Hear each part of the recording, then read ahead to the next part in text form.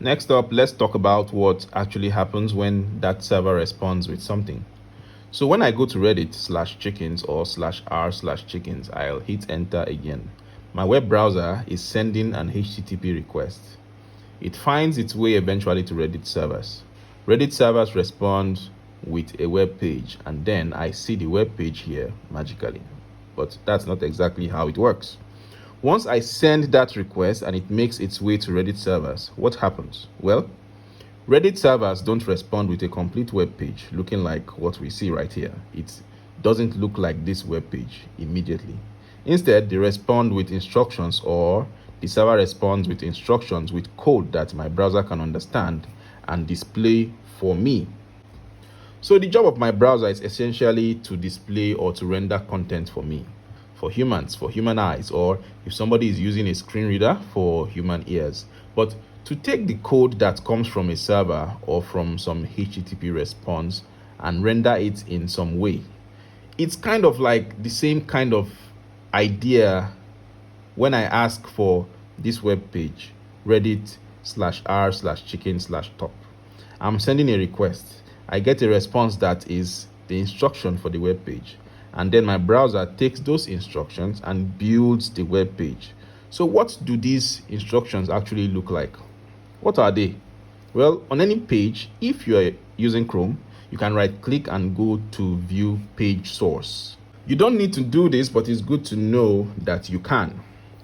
This is the underlying page, the actual content that results in this web page right here. So this is what the actual response includes. This is coming back from the server.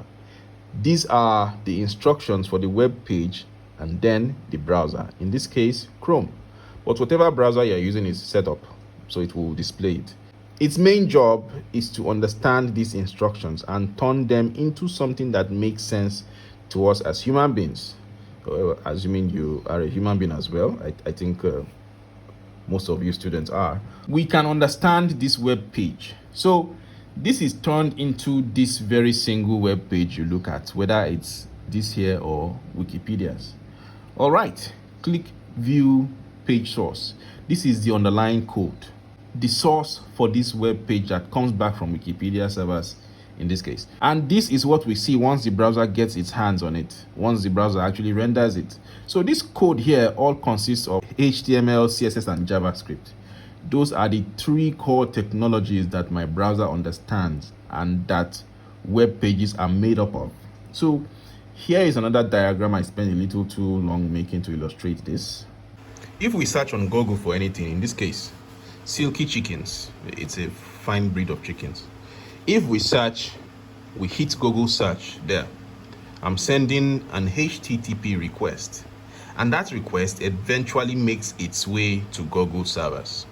And one of those servers, wherever it is, it's going to receive this incoming request. I'm asking for google.com/search blah blah blah, just silky chickens.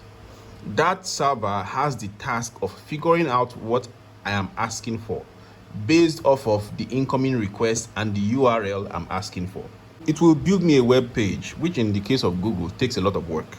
Whatever it does, that magic to build that web page and figure out the ranking and the different results and ads and all of that fun stuff. And then it responds back with HTML, CSS, and JavaScript. That little box in the middle here, writing that rainbow, those three technologies, what we saw over here, this is the underlying code. And then the browser takes that and turns it into this web page.